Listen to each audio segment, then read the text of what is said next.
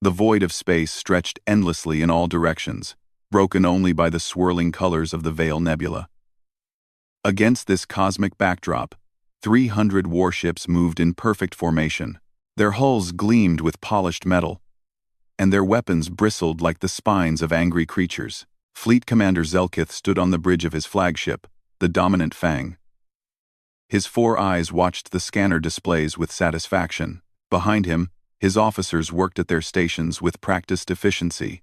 The air smelled of recycled oxygen and the faint metallic tang that came from so many ships traveling together. "Report," Zelkith commanded, his voice deep and resonant. "All ships holding formation, Commander," his tactical officer replied. "We are 3 light cycles from human territory." Zelkith allowed himself a small smile. Humans. The newest species to draw the attention of the Korthax Dominion. According to intelligence reports, they had only joined the galactic community 40 years ago. Barely enough time to understand how the universe really worked. The Korthax had conquered 47 species in the last 200 years. Each one had resisted at first. Each one had learned the futility of standing against the Dominion. The humans would be no different. "Commander, we are detecting something," the sensor officer announced suddenly. Zelkith turned. "Explain." "A single vessel, emerging from the human station near the nebula edge. It appears to be moving toward us." A ripple of amusement passed through the bridge crew. 1 ship. The humans were sending 1 ship to face an armada. Perhaps they wished to surrender immediately, the tactical officer suggested, earning chuckles from others nearby. Zelkith studied the display. The human vessel appeared small on the scanners, though it was difficult to get accurate readings at this distance. Its design was unfamiliar, with smooth lines rather than the angular construction most species preferred. "Open a channel," Zelkith ordered. "Let us hear what they have to say." Static crackled for a moment. Then a voice came through, speaking in clear galactic standard. It was calm and measured. "This is Captain Maya Torres, of the United Earthship Prometheus. We welcome you to this sector and request dialogue regarding your fleet's intentions." Zelkith's smile widened. Such politeness. Such naivety. "This is Fleet Commander Zelkith of the Korthax Dominion. Your territory lies in our path of expansion. Surrender now, and your people will be absorbed peacefully into the Dominion. Resist, and face the consequences." There was a pause. Then the human voice returned, still calm. "We respectfully decline both options, Commander. We propose a third alternative: conversation." Several officers on the bridge laughed outright. Zelkith raised one hand for silence. "You have 1 ship. We have 300. What possible leverage do you believe you possess for negotiation? We believe all intelligent beings deserve the chance to resolve differences through dialogue before violence," the human captain replied. "We ask only that you stop and talk with us." Zelkith considered this. The humans were either incredibly brave or incredibly foolish. Perhaps both. Either way, a demonstration seemed necessary. "Weapons officer, fire a warning shot across their bow. Nothing that will damage them. Just something to help them understand reality." "Yes, Commander." A single plasma bolt lanced out from the Dominant Fang, bright blue against the darkness. It streaked past the human vessel, missing by a comfortable margin. The Korthax watched their scanners, expecting to see the small ship turn and flee. It did not move. Instead, something remarkable happened. The hull of the human ship began to shift. Panels slid apart with mechanical precision. Sections that had appeared solid revealed themselves to be compressed layers. "Commander, the vessel is transforming," the sensor officer said, his voice rising with surprise. Zelkith leaned forward, his eyes fixed on the display. The human ship was unfolding like a flower opening to sunlight. What had appeared to be a small vessel was revealing itself to be something much larger. The transformation took less than a minute, but when it finished, the ship had tripled in visible size. "Get me accurate readings," Zelkith demanded. His officers worked frantically at their controls. The numbers that appeared on the screens made no sense. "Commander, the energy signatures are beyond our measurement scales." The power output alone exceeds our entire forward battle group. Zelkith felt a cold sensation in his chest. Not fear, he told himself. Just surprise. The human captain's voice returned. As I said, Commander, we would prefer to talk. The Prometheus is a diplomatic vessel, designed to protect our borders peacefully. We have no desire for conflict. Diplomatic vessel, Zelkith repeated slowly. We have learned that the best way to ensure peace is to make war unthinkable, Torres replied. Our ship can defend itself if necessary.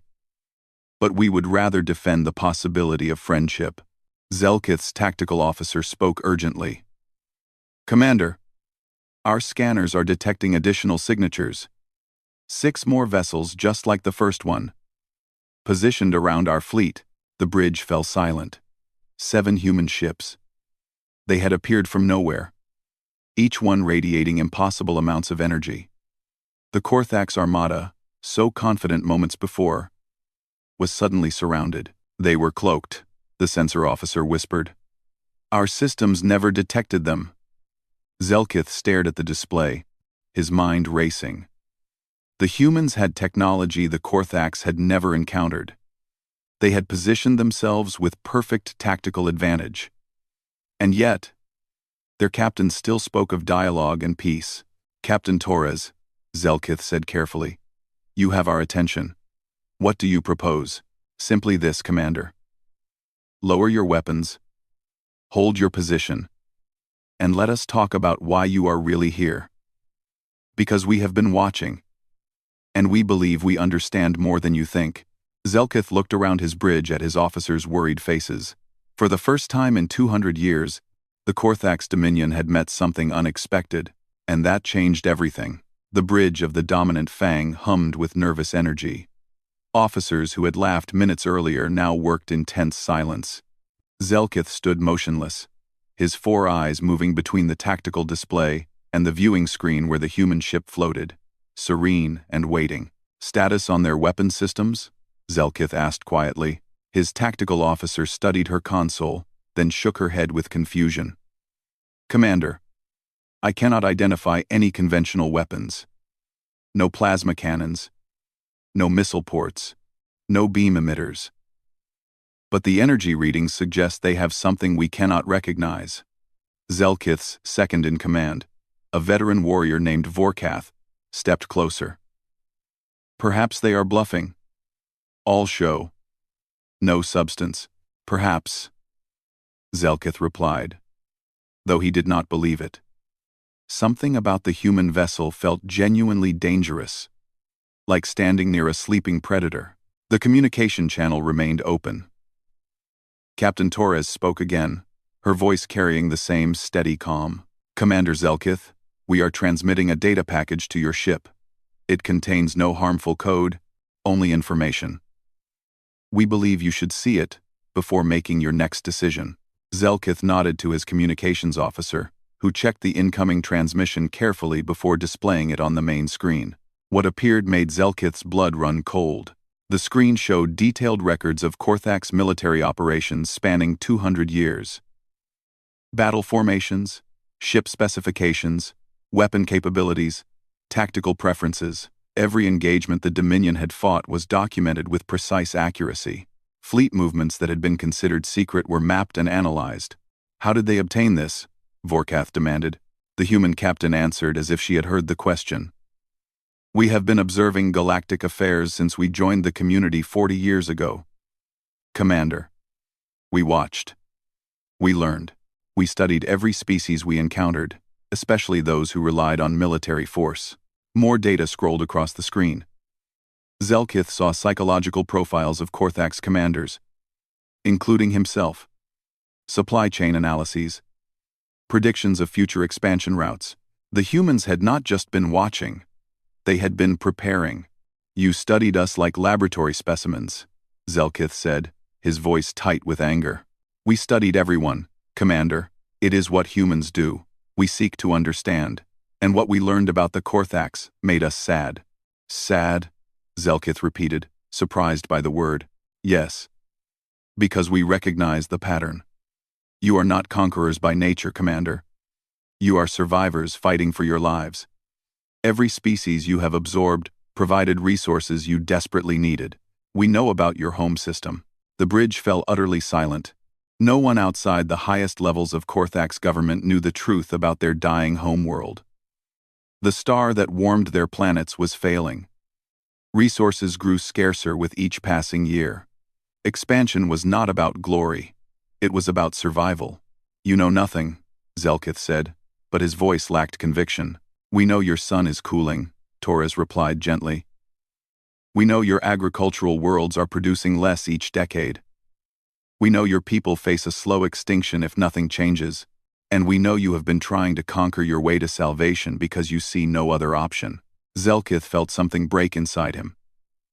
For 200 years, the Korthaks had hidden their desperation behind military might. And this human, this stranger from a young species, had seen through it all. What do you want? He asked, his voice barely above a whisper. To help, Torres said simply. On the Prometheus, Captain Maya Torres stood on her own bridge, watching the Korthak's fleet on her displays. Around her, her crew worked with quiet efficiency. The ship's artificial intelligence, Ether, displayed probability calculations on a secondary screen. Aether, what are the chances Commander Zelkith accepts dialogue? Torres asked. The AI's synthesized voice responded. 67% and rising, Captain. His biorhythm readings suggest emotional conflict rather than aggression. He is considering options he did not believe existed. Torres nodded. She had studied the Korthak's commander's history extensively. Zelkith was a warrior, yes. But he was also intelligent and capable of adaptation. That made him dangerous, but it also made him reasonable. Her first officer, Commander James Chen, stood beside her. Captain, if this goes wrong, we are outnumbered 43-1. I know, Torres replied, but numbers do not tell the whole story. She thought about the years of preparation that had led to this moment. When humanity had learned about the Korthak's expansion pattern, the Earth government had faced a choice: build a massive fleet to match their numbers, or build something smarter. They had chosen quality over quantity. Each of the 7 ships in Torres's group represented the pinnacle of human engineering. Adaptive shields that could absorb and redirect energy. Propulsion systems that made them faster than anything else in known space. Sensors that could penetrate most cloaking technology.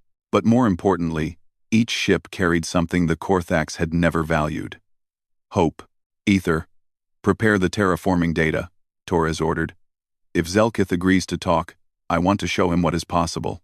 Back on the dominant Fang, Zelkith made his decision. He had not survived 2 centuries of warfare by being inflexible. If the humans truly understood the Korthak's situation, if they truly wanted to help rather than fight, then he owed it to his people to listen. Stand down weapons, he commanded. Maintain defensive positions, but do not fire unless fired upon. Vorkath looked shocked. Commander, we cannot show weakness. We are not showing weakness, Zelkith replied firmly. We are showing wisdom. There is a difference. He activated his communication console. Captain Torres, I accept your proposal for dialogue. But understand this: if you are deceiving us, if this is some elaborate trap, my fleet will fight to the last ship. Understood?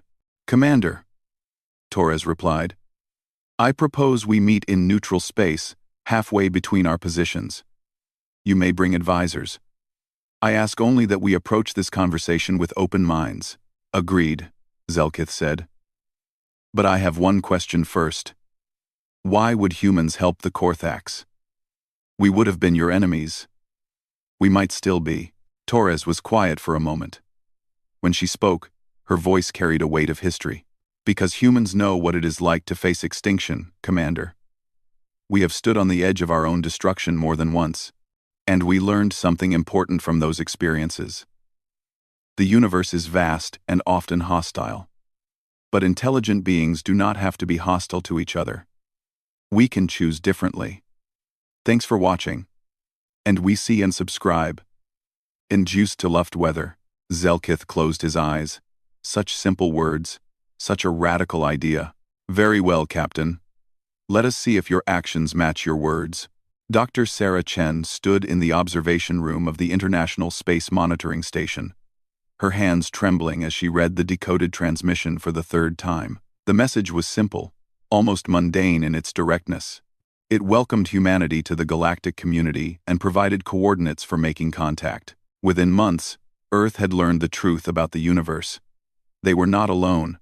Hundreds of intelligent species existed among the stars. Some were peaceful traders, others were isolationists, and some, like the Korthax Dominion, expanded through conquest. The discovery had changed everything. Now, 4 decades later, the fruits of that change floated in deep space. Captain Maya Torres stood in the ready room of the Prometheus, preparing for the most important meeting of her life. On the wall beside her hung a photograph. It showed a smiling woman, with Torres's same dark eyes and sharp features, Lieutenant Commander Sofia Torres, Maya's younger sister. Maya touched the frame gently, remembering. Sofia had been part of the crew that established humanity's first deep space colony on New Harmony. The settlement had lasted 3 years before the Vrix collective arrived. The Vrix were not as numerous as the Korthax, but they were equally ruthless. New Harmony had been destroyed, all 2,000 colonists lost. Maya had wanted revenge. She had demanded Earth build warships and strike back, but the Earth government had chosen a different path. They had studied the Vrix. They had learned that the collective expanded because they believed stronger species had the right to take from weaker ones. Fighting them directly would only prove their philosophy correct. Instead, humanity had built defenses so strong that attacking became pointless. Within a decade, the Vrix had left human space alone. They found easier targets elsewhere. The lesson had been clear. Sometimes the best way to win was to make fighting seem foolish. Captain, Commander Zelkith's shuttle is approaching, Aether announced through the ship's communication system. Maya straightened her uniform and took a deep breath. Thank you, Aether. Prepare Conference Room 3. And Aether? Yes, Captain. Run probability scenarios. If negotiations fail, what are our options? Calculating, the AI replied. After a moment, it continued. If conflict occurs, the Prometheus group has a 78% chance of successfully defending this sector. However, casualties on both sides would be significant. Estimated Korthax losses: 140 ships. Estimated human losses: 3 ships, including probable damage to Prometheus. Maya nodded grimly. Those numbers represented thousands of lives. The mathematics of war were simple. The reality was horrifying. Let us make sure it does not come to that, she said. In the hangar bay, the Korthax shuttle landed with practiced precision. The airlock cycled, and Commander Zelkith emerged, followed by 3 advisors. Maya waited with her own team. Commander Chen, Chief Engineer Rodriguez, and Dr. Amara Okonkwo, humanity's leading xenobiologist. Zelkith was taller than Maya had expected, standing nearly 7 feet in height. His skin had a gray-blue tone, and his 4 eyes studied everything with sharp intelligence. He wore armor that looked ceremonial rather than practical, covered in markings that probably indicated his many victories. Commander Zelkith, Maya said, extending her hand in the human gesture of greeting. Welcome aboard the Prometheus. Zelkith studied her hand for a moment, then reached out and grasped it carefully. His grip was firm, but not crushing. A sign of respect, Maya thought. Captain Torres, your ship is impressive. I admit, I expected something more, aggressive in appearance. Maya smiled slightly. We designed our vessels to reflect our values, Commander. Function over intimidation. Defense over offense. But make no mistake, the Prometheus can protect itself when necessary. She led the group to the conference room. The space was deliberately neutral, with a round table that placed no one at the head. Wide windows showed the star field outside, a reminder that they were all small beings in a vast universe. Before we begin formal discussions, Maya said, display project renewal. The center of the table lit up with a holographic projection. It showed a star system with 4 planets orbiting a cooling sun. The Korthax home system. Zelkith tensed. How did you obtain this data? We have been monitoring many systems, Commander. Not to threaten, but to understand. Please, watch. The projection shifted, showing the sun growing dimmer over time. The planet's temperatures dropped. Agricultural zones shrank. Population centers became overcrowded as people migrated from colder regions. This is our shame, Zelkith said quietly. Our failure. We could not save our own worlds, so we take from others. It is not failure, Commander, Dr. Okonkwo said gently. It is simply a problem you have not yet solved. But it is solvable. The projection changed again. This time, it showed human technology. Massive orbital mirrors redirecting and amplifying solar radiation. Fusion reactors providing supplemental heat. Atmospheric processors enriching planetary environments. This is terraforming technology humans developed over the past 30 years, Maya explained. We used it to transform Mars and 3 moons of Jupiter into habitable worlds. The same technology could stabilize your home system. Zelkith stared at the projection. One of his advisors, an older Korthax with scars across his face, spoke harshly. And what price would you demand for this miracle? Our surrender? Our servitude? Maya met his gaze steadily. Partnership. Scientific exchange. A mutual defense agreement. And a promise that the Korthax dominion stops its conquests. You ask us to abandon 200 years of strategy, the scarred advisor said. I ask you to embrace a better strategy, Maya replied. Commander Zelkith, you have conquered 47 species. How many of them joined you willingly? How many truly support the Dominion, rather than simply fearing it? Zelkith was silent. The answer was obvious. Maya continued. Fear creates compliance, but it does not create loyalty. The resources you take from conquered worlds could be freely given by allies. The soldiers you station to maintain control could be engineers building a better future. The energy you spend on war could save your dying son. And if we refuse? Zelkith asked. If we choose to continue as we are? Maya's expression became serious. Then we will defend our territory and our allies. We do not want war, Commander. But we are prepared for it. You have seen our ships. You know our capabilities. A conflict between us would cost both our peoples dearly. She leaned forward, her voice soft but intense. But it does not have to be that way. We can choose differently. We can show the galaxy that even former enemies can become friends. That is the future I am offering you. Zelkith looked around the table at the humans watching him. Then he looked at his own advisors. Finally, he looked at the projection still glowing above the table, showing his homeworlds green and thriving once more. I need time to consider this, he said. Of course, Maya replied. Take all the time you need, Commander. The future can wait a little longer. 3 days had passed since the first meeting. Commander Zelkith sat alone in his private quarters aboard the dominant Fang, staring at the data the humans had provided. The numbers were staggering. If their technology worked as promised, the Korthax home system could be restored within 10 years. 10 years to undo 2 centuries of slow death. But doubt gnawed at him.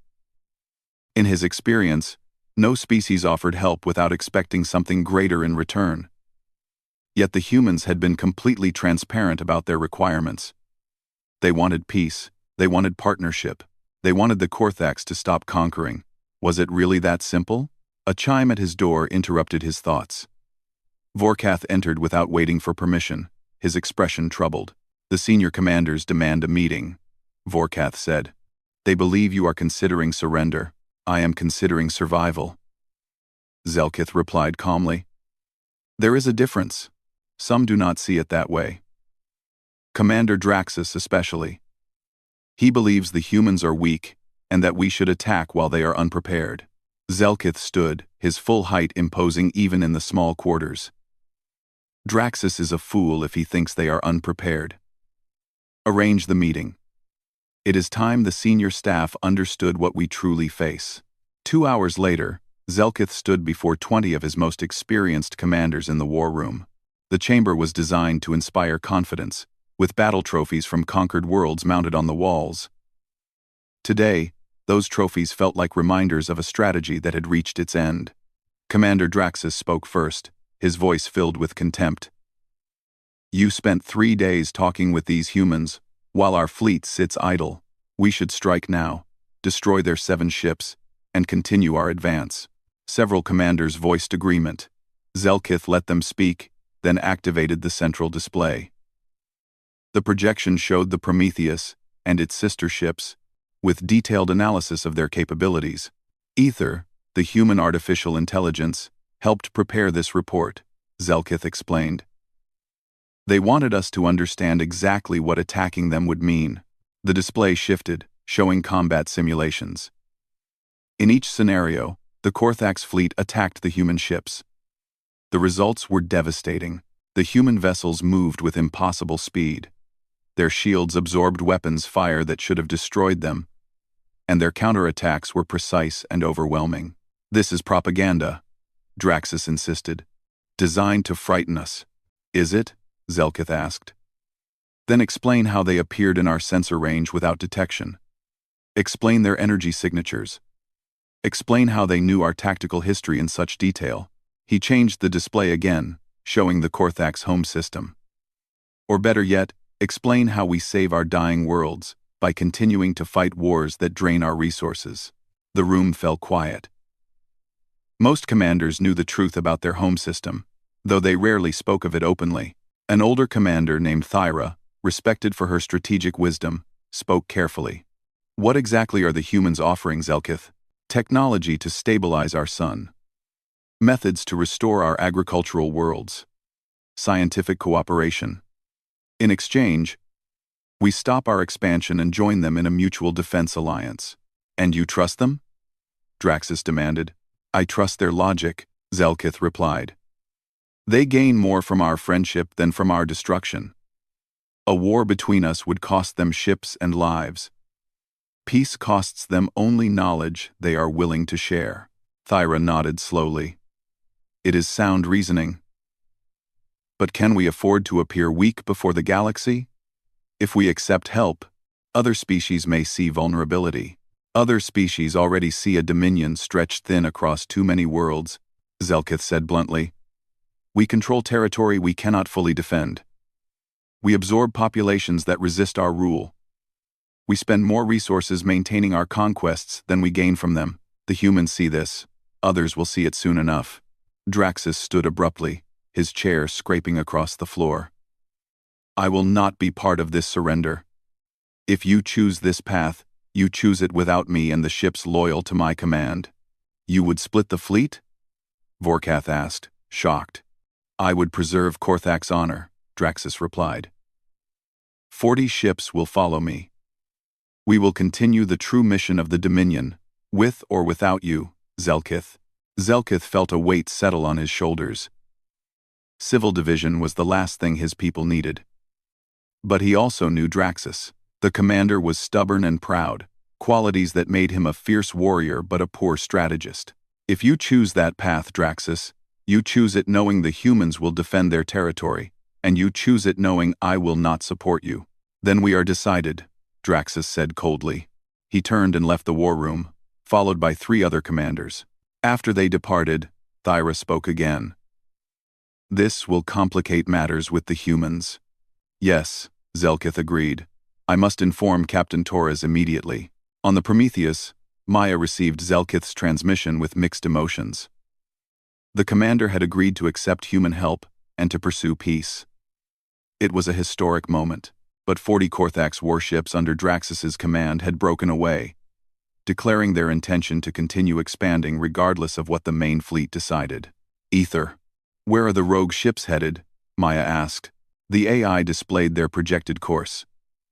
"They are moving toward the outer colonies of the Terran Federation. Current trajectory suggests they will reach the mining colony on Titan Station in approximately 4 days." Maya felt her stomach tighten. Titan Station housed 15,000 civilians, mostly families of workers extracting rare minerals from the asteroid belt nearby. Commander Chen voiced what everyone was thinking. We need to intercept them. Agreed, Maya said. She opened a channel to Zelkith. Commander, we have a situation. Draxus's fleet is heading toward one of our colonies. We will have to stop them. Zelkith's image appeared on the screen, his expression grim. I understand. But I ask that you allow us to handle this. Draxus is still Korthax. If humans destroy his ships, it will make peace harder to achieve. Let me try to reason with him first. Maya hesitated. Every instinct told her to protect her people directly. But she also understood the political reality. If humans and Korthax fought now, it would undermine everything they had worked toward. You have 24 hours, Commander, she said. After that, I must protect my people. I understand. Thank you for your trust. The channel closed. Chen looked at Maya with concern. Captain, are you sure about this? No, Maya admitted. But building peace requires taking risks. Zelkith has shown good faith. I owe him the same. She turned to her crew. Prepare the ship for high-speed pursuit. If Draxus does not listen to reason, we will need to reach Titan Station before he does, and we will need to stop him without starting a war. It seemed impossible. But then again, so had everything else about this mission. Ether, Maya said quietly. Calculate the odds of a peaceful resolution. 41%, Captain, the AI replied. Maya smiled without humor. Better than I expected. Let us see if we can improve those numbers. Commander Draxus sat on the bridge of his warship, the Crimson Talon, watching the stars streak past. Behind him, 39 other ships followed in tight formation. These were warriors who understood honor, who refused to bow before a species that had barely left its home world. Commander, we are receiving a transmission from the dominant Fang, his communications officer reported. Ignore it, Draxus said. Zelkith has made his choice. We have made ours, but the transmission came again and again. Finally, Draxus growled in frustration. Put it through. Zelkith's face appeared on the screen. Draxus, I ask you one final time. Turn back. Do not force this conflict. You ask me to abandon everything we are. Draxus replied. The Korthax do not beg for scraps from inferior species. We take what we need. And where has that brought us? Zelkith asked. Our homeworlds are dying, Draxus. Our people struggle. The path of conquest has failed us. Then we have not conquered enough, Draxus said flatly. The humans showed you pretty pictures and made you forget who we are. I will remind the galaxy what it means to face the Korthax. He ended the transmission and turned to his tactical officer. How long until we reach the human mining colony? Quote, 3 days, Commander. Good. Prepare boarding parties. We will take their resources and send a message that the Dominion still has teeth. What Draxus did not know was that his conversation with Zelkith had been heard by others. Maya Torres stood on the bridge of the Prometheus, which had been monitoring the exchange. Beside her, Zelkith's holographic image remained active on a secure channel. He will not listen, Zelkith said, his voice heavy with sadness. I had hoped. But Draxus is too set in his ways. Then we stop him, Maya replied. But I want to do this carefully, Commander. If your ships can take up positions around his fleet, we can box them in without firing a shot. Zelkith looked surprised. You would trust my ships to be part of the defensive action? Partnership means trust, Maya said simply. Are you willing? For a long moment, Zelkith was silent. Then he straightened, his 4 eyes bright with determination. Yes, Captain. The Korthax fleet will stand with humanity. Draxus does not speak for all of us. 2 days later, Draxus's fleet approached Titan Station. The mining colony hung in space like a small jewel, its lights bright against the darkness. Supply ships moved between the station and the asteroid belt, carrying workers and materials. Easy prey, Draxus's tactical officer observed, but as they drew closer, their sensors detected something unexpected. Ships were emerging from behind the asteroids. Not just human vessels, but Korthak's warships as well. The Prometheus led the formation, flanked by Zelkith's dominant Fang and 200 Korthak's vessels. "What is this?" Draxus demanded. "Zelkith dares to oppose us?" A transmission came through. Maya Torres and Commander Zelkith appeared side by side on the screen. "Commander Draxus," Maya said, her voice calm but firm. "You are surrounded by a combined human Korthak's defense force. We ask you to stand down peacefully." "Never," Draxus snarled. "You think I fear your alliance? Korthak's warriors, remember your oaths. Remember your pride. Attack." But something unexpected happened. Of the 40 ships in Draxus's fleet, only 12 obeyed his command. The rest held their positions, their weapons powering down. One of his commanders appeared on a separate channel. "Forgive me, Draxus, but I have family on the home worlds. If the humans can save them, I will not throw that chance away for pride." Another commander spoke. "And I have lost too many warriors in pointless battles. If there is another way, I choose it." Draxus watched in disbelief as 28 ships broke formation and joined Zelkith's group. Only 12 remained loyal to his cause. "Cowards," he whispered. "All of you." The 12 ships charged forward, weapons firing. But they faced an impossible situation. The human vessels moved with fluid grace, their shields absorbing the plasma fire effortlessly. The Korthak ships positioned themselves as a barrier, refusing to let Draxus reach the civilian station. The Prometheus did something remarkable. Instead of destroying the attacking ships, it deployed fields of blue energy that wrapped around each vessel like gentle hands. The fields disrupted their weapons systems and engines without harming the crews. Within minutes, all 12 ships floated helpless in space. Maya opened a channel to the disabled vessels. "Crews of the attacking ships, this is Captain Torres. You are not harmed, and you will not be harmed. We are dispatching rescue teams to bring you aboard our vessels. You will be treated well and returned to Commander Zelkith's custody." On the Crimson Talon, Draxus sat in his command chair, defeated. When the human boarding team arrived, led by Commander Chen, they found him waiting quietly. "You could have destroyed us," Draxus said. "Why did you not?" Chen smiled slightly. "Because Captain Torres believes that even enemies can become friends. And because killing you would have made peace harder to achieve. Come on. Let us get you somewhere safe." 3 months later, the Korthak's home system bustled with activity.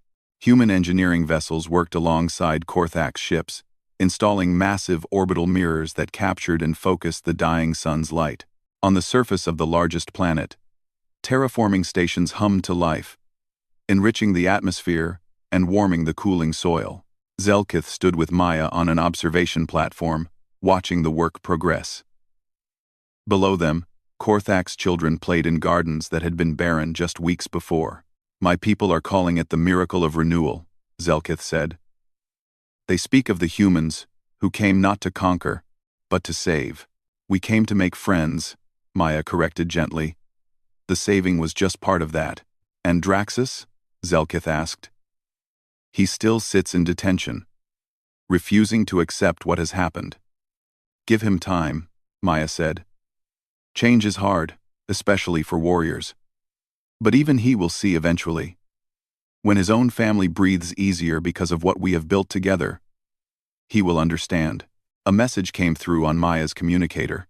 It was from Earth Command. "Captain Torres, we have received contact requests from 12 other species in the region. They saw what happened with the Korthaks. They want to talk about peaceful cooperation." Maya felt warmth spread through her chest. She thought of her sister Sophia, lost to violence years ago. This was what Sophia would have wanted, a galaxy where different species solved problems together instead of fighting over them. "Tell them we are ready to talk," Maya replied. "One species at a time, we will build something better." Zelkith placed one large hand on her shoulder, a gesture of friendship the Korthaks had learned from humans. "The warship that stopped an armada," he said. "That is what they call the Prometheus now. But I think the real weapon was never the ship." "No?" Maya asked. "No. It was hope. You gave us something we had forgotten how to feel. And that changed everything. 4. Quote. Quote. As they watched the sun grow brighter over the healing world below, Maya smiled. The universe was vast and often dangerous. But intelligent beings did not have to add to that danger. They could choose differently. And that choice would echo across the stars for generations to come.